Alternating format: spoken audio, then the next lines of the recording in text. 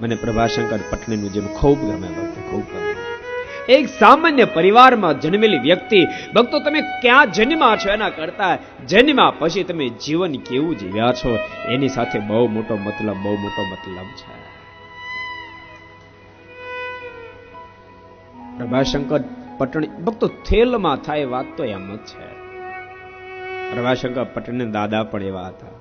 પ્રભાશંકર પટણી ખૂબ નાના હતા, ખૂબ ગરીબ સ્થિતિ, ઘરમાં રોટલો અને ભક્તો પાણી જ ખાવા મળે, સાથે મીઠું બાકી કાંઈ ન મળે.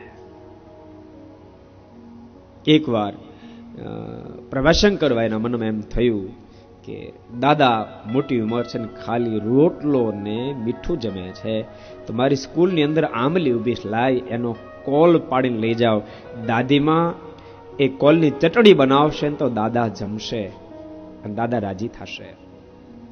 પણ ભક્તો પ્રભાશંકરભાઈ લાવ્યા છે કોલ, અને દાદીમાએ, કારણ કે પ્રભાશંકરભાઈ 1.5 વર્ષના હતા, જયવંતભાઈ હું ન ભૂલતો હોય, અને માતુશ્રી ધામમાં ગયેલા.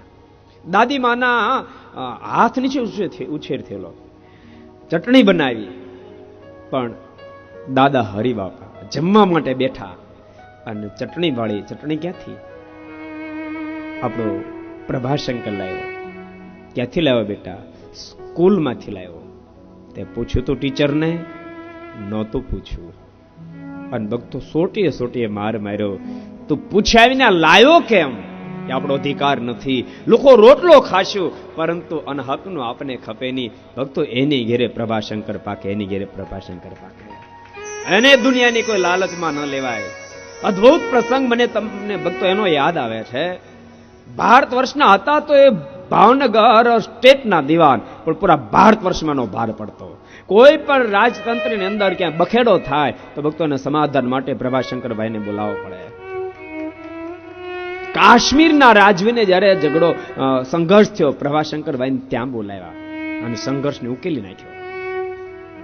અને એ વખતે કાશ્મીર નરેશે એમ કીધું, પ્રભાશંકરભાઈ તમને ભાવનગરના સ્ટેટ કેટલો પગાર આપે છે? મહિને 5,000. તમે એક કામ કરો, મારા દીવાન બની જાવ, હું તમને 15,000 પગાર આપું. એમ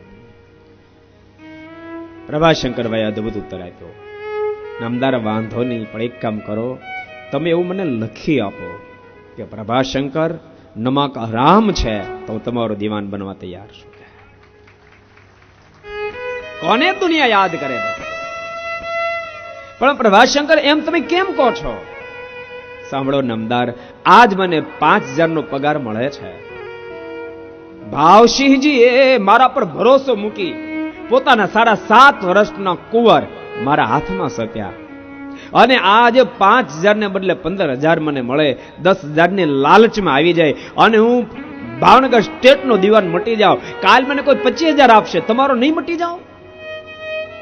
હું રૂપિયામાં જ જો લેવા જાઉં, રૂપિયાનો જ ગુલામ થાવ, તો આજ હું ભાવનગર સ્ટેટ નો દીવાન મટીશ તો કાલ તમારો મટી જાય, માટે લખી આપો.